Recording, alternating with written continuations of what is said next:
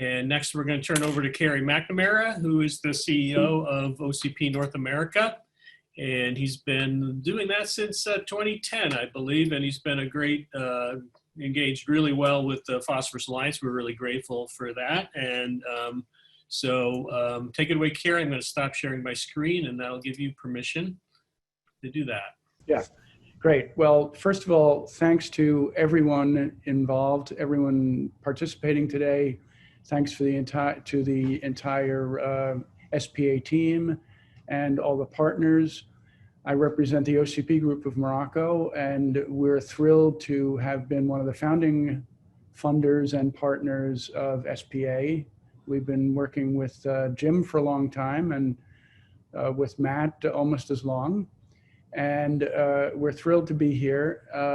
I've really been excited about the range and richness of the conversation so far, because what it tells me is that over the last several years, there's been an incredible growth in the diversity of the conversation and innovation on the whole question of pea sustainability.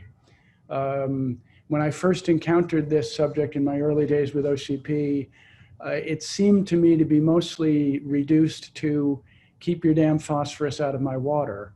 And I know I'm caricaturing, but I think it's great that we are really taking an incredibly comprehensive and detailed systems view of this challenge. You know, as has been exemplified in a lot of the presentations and yesterday and today. The other thing that I found really important so far in the presentations is that we're not only talking about innovation across the entire pea cycle, we're also taking very much into account the challenges at the farmer and producer level. And so I was glad to hear some discussions yesterday about farmer economics, because you know, from our point of view at OCP, and I'll get to that in a minute, you know, it's part of our responsibility not only to help farmers be more sustainably productive, but more sustainably profitable. You know, agriculture is not it's not hedge funds, it's not a high margin business. And so one of the challenges is, how do we make sure that the costs and burdens of doing all these smart things that we need to do are shared in a way that it doesn't just make life more difficult for farmers? And we're thrilled to be very much part of that. Most of you who have, and of course, this is represented, this more diverse, multifaceted, systemic view of how we address this challenge is, is exemplified by this graph on the SPA Sustainable Phosphorus Challenge website. So OCP, I suspect you've heard of us. Morocco is, either by the grace of God or dumb geological luck or a combination of the two, has, depending on how you count, at least 50% or more of known currently developable world reserves of phosphate rock, which is not the same as world reserves of phosphate, because as we've seen, there are an increasing number of ways to mine phosphate, if you will. And that's one of the things that we're trying to do. Since phosphate, circulates but doesn't disappear, we're all trying to be more creative about how do we keep the phosphorus in the right place in the system, right places in the system, use it productively, reuse it productively. Now, you'd think that a company that's 100 years old and was for most of its existence a fertilizer mining company would be scared by that. We're actually not at all. We consider it our profound responsibility to be a proactive and innovative part of that. As I mentioned, we're 100 years old. In fact, we celebrated our centennial in August. We would have invited you all to the party, but there was no party for reasons you know. And we essentially, for most of that time, were a mining company. In more recent times, in the late 20th century, moved into producing some of the intermediate product, phosphoric acid, which is the phosphorus input into complex fertilizers. But only in the 80s did we really move substantially into production of phosphate fertilizers. We were mostly, for most of our existence, very much caught upstream, not very innovative, and mostly of the mindset that, we ship the stuff, the rest is your problem. There's been an incredible transformation that's undertaken at OCP in the last 15 years or so under its current chairman and CEO, Mustafa Tarab, and an incredible team to really fundamentally restructure and rethink the group. Number one, in terms of it being certainly not a mining company, although we mine, that's one of our activities, certainly not just a fertilizer company, but a sustainable plant nutrition company. And that's not just greenwashing, that's not just a slogan. Well, I'll talk about some of the ways in which we're trying to make that reality. A real emphasis on moving away from bulk commodity fertilizers from standard fertilizers to customized product that are adapted to different soils and crops. So if you're farming, corn in Iowa, you shouldn't be using the same thing as if you're doing cocoa in Cote d'Ivoire. And we'll actually get back to how we're even customizing by country, by product, by soil type. So really transforming as a company.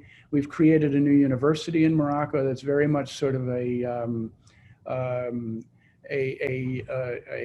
R&D focused university with a very strong ag school, working with partners around the globe, really trying to be a constructive part of innovation, of sustainable innovation, not only in the phosphorus space, but in the in the broader ag space.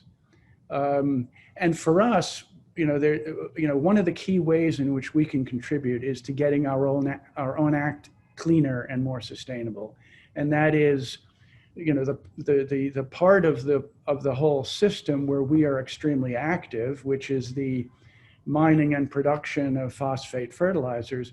We've worked incredibly hard in recent years to make that as sustainable, as productive, as efficient, and as as full of recovery opportunities as possible. I'll go through this very quickly, but I'm pleased to say that we just put out several months ago our first GRR report, our 2019 sustainability report, and a lot of this has gone into in much more detail in that.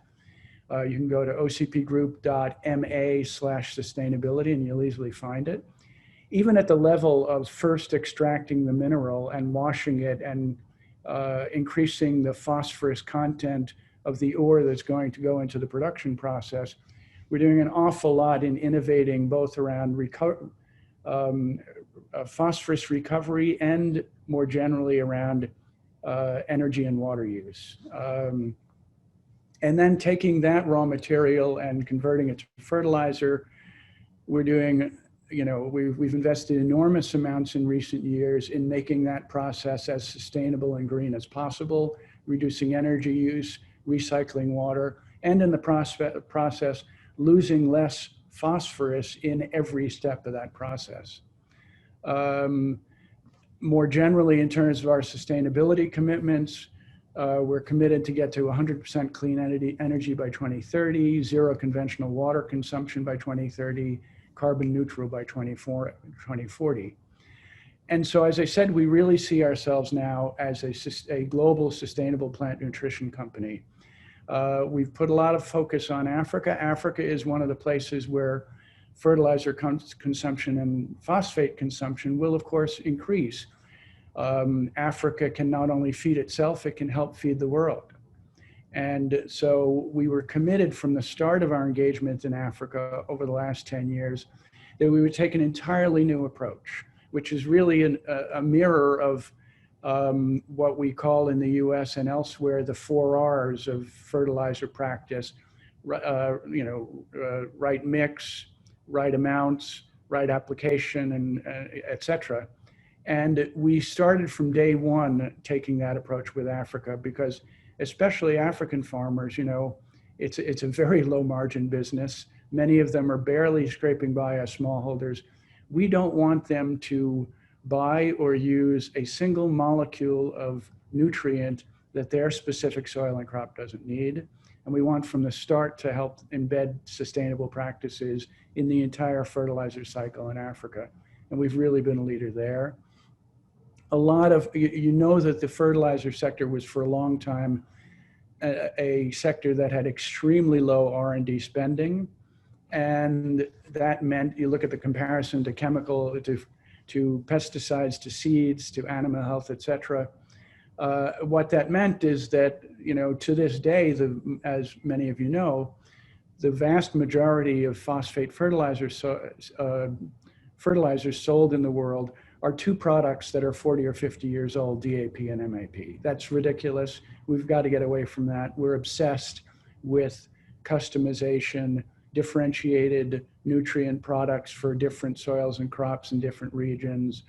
And this, as I say, is part of what we can directly do. I'll get into in a few minutes what else we can do further down the chain in collaboration with all of you.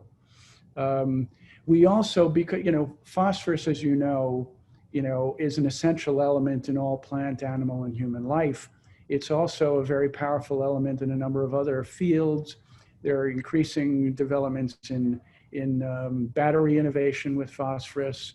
Those of you who drink Coca-Cola might not know that there's a small amount of Moroccan purified phosphoric acid as a preservative in every bottle of Coke.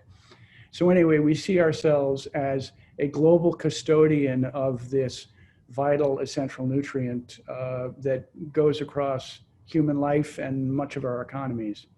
And so this is why SPA is so important for us, because, you know, we can do our share, and we've gotten very serious about our share, but we really need to bring everyone around the table to innovate across the entire phosphorus life cycle. And, you know, part of that is, as I suggested earlier, you know, I know we've set this goal of 25% reduction in mined phosphorus. And you know, we're not at all afraid of that. On the contrary, you know, we've come to the point where we consider our greatest asset as a company to be our people, our innovation, you know, our forward-looking strategy.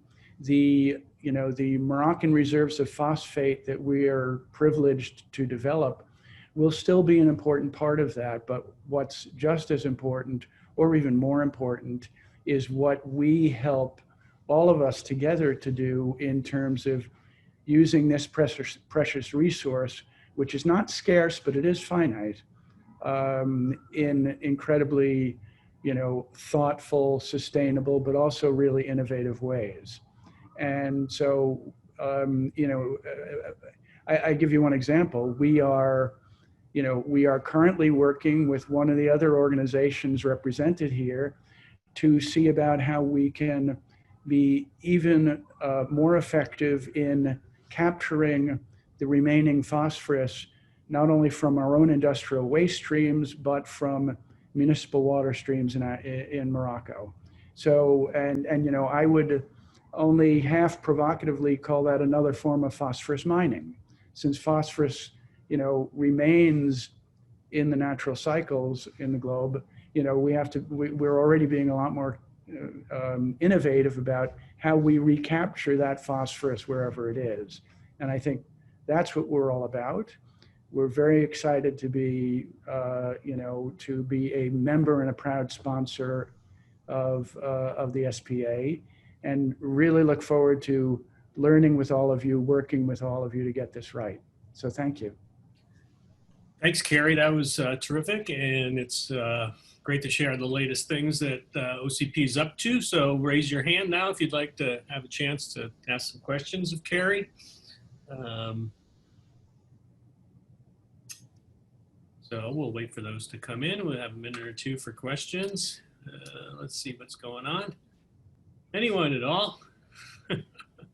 I put them all to sleep, Jim. No, you did not, actually. I was paying very close attention. I'm sure everyone was.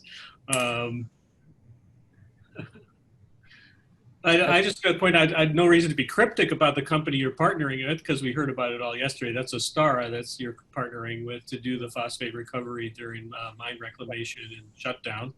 Yes. Yeah. No, very excited about that. Yeah, that's a great opportunity. And look, I'm sure there are ways to share my email with people if they have follow-up. I'd be delighted to. We're really very committed to this conversation.